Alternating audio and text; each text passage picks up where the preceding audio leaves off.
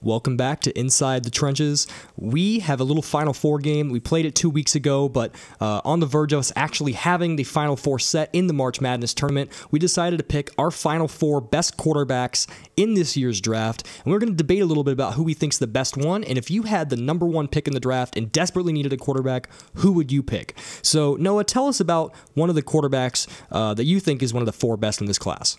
Well, one of my two is Deshaun Kaiser. He is the Notre Dame quarterback. He's got pretty good size, 6'4", 233. He's got a big arm. And his NFL comparison, according to NFL.com, is Steve McNair. So, you know, that's pretty good. And let's see. Oh, interesting little fact about him. He punted the ball 3 times in his college career. And I think that is going to be irrelevant to his NFL career.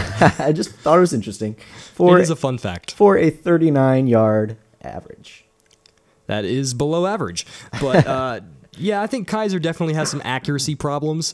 I haven't watched a whole lot of I think I can be honest in saying I've watched him the least of these four quarterbacks. But from what I did watch, he had some accuracy problems. He is good on his feet, but he's not the best on his feet of this class. There just wasn't anything about him that made me say, wow. I think he could be a decent quarterback for somebody. I just don't see him being like a top 10 quarterback at any point in his career. I want to talk a little bit about Patrick Mahomes, the quarterback from Texas Tech. I have so many thoughts on Patrick Mahomes. I kind of ranted to you about him before the show. He's very frustrating to watch for me because, surprisingly, he had the best ball placement of all four of these quarterbacks. But it was very inconsistent. He's very streaky. I think he has plenty of arm strength, and he is not afraid to take some shots deep down the field. He loves to extend a play, and he seems to like to do it a lot. He can do it with his feet. If the pocket starts collapsing, he loves to try and escape, much like an Aaron Rodgers or Ben Roethlisberger with that skill. He actually had 22 rushing touchdowns this year to go with 5,000 passing yards and 41 passing touchdowns. He's extremely productive, but I think that's more of the division or the conference he played in, the Big 12, where there's a lack of defense, and then also his offensive system where he got to throw the ball like 50 times a game. He makes big plays, and he always wants to make the big play, but he tries to make it happen too much, and too often he takes a sack because he doesn't want to throw the ball away, or he gets impatient and tries to escape the second he feels pressure coming towards him, and that can just make him kind of flustered. It's frustrating to watch him because I think he has all the talent in the world, but some very poor decision-making. I was telling you, I watched the first half of his game against Baylor this year, and it was one of the most magical performances I've seen from a quarterback. Every throw he threw, deep down the field, beautiful, on the money. And then the second half, he just looked like an average quarterback. Like, he's just too inconsistent. But I think that his ceiling is extremely high if he can get polished. But it may take a few years to get to that point. Yeah, I don't really know too much about him. So when I was listening to you talk about him, it really opened my eyes, and I'll probably do some research on that guy. But my second guy is Mitchell Trubisky out of North Carolina, and the big thing with this guy that I saw was his accuracy. He's a very accurate passer. In fact, he only played 9 games his sophomore year, but in 2015. But in those 9 games, his quarterback rating was outstanding, 226.4. That is ridiculous. He completed 40 of 47 passes for 6 touchdowns and 0 interceptions. That is ridiculous. Now, that is only 9 games. So, in his junior season, which was last season, he played 13 games, and his completion percentage dropped down from 85 to 68. However, 68 is still very high. He threw 30 touchdowns and only 6 interceptions. So, I think his accuracy is the biggest thing for him. And his NFL comparison, I don't really agree with this. Matthew Stafford, I think he's more like an Alex Smith type guy. So, I don't know. I like Mitchell Trubisky, but there's something about him that to me just doesn't seem like he's going to be a great NFL quarterback. I don't think he'll be as good as Alex Smith. I think he has a lot of mechanical things that need to get cleaned up. His throwing motion's pretty bad, I'm not going to lie. I actually overheard a certain general manager, I'm not going to name them, of an NFL organization at the Combine talking pretty poorly about his throwing motion. He has pretty poor footwork. I feel like he often throws off of his back foot. There's a few mechanical things that, while they're fixable, he's developed some pretty bad habits. He only started really for 1 year, so there's limited tape on him. I think he reminds me a little bit of Ryan Tannehill. I think Alex Smith is another good comparison for him. I think he's a little overrated, but I do think he could develop into a nice quarterback for a team. I just don't think he's ever going to become an elite quarterback in the NFL, which is fine. That's why I said Tannehill and Alex Smith. They're this average to above average class of quarterbacks that I think he could fall into at his best.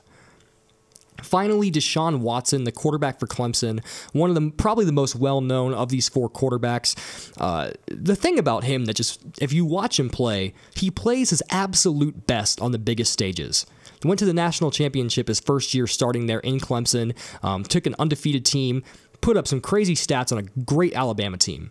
Comes back this year, takes that team to the national championship, plays Alabama again, and wins in a thrilling game where they scored a last-second touchdown, even shut out a great Ohio State team in the semifinals to get there with another good offensive performance. He just plays on the biggest stages and plays his best on those stages. He's a winner. He's a proven leader. Dabo Swinney absolutely loves him and compared him to even Michael Jordan. He said, you're going to always regret not picking this guy, and that's coming from his coach. So, there's people that believe in him, too. He was the first quarterback to ever throw for 4,000 yards and rush for 1,000 in a single season, so it does prove he is a dual-threat quarterback. He's pretty shifty on his feet. He takes more shots down the field compared to the other quarterbacks from what I watched. He's more comfortable throwing the ball down the field. He did have some shaky accuracy, though. He's pretty hot and cold in that regard, but he is...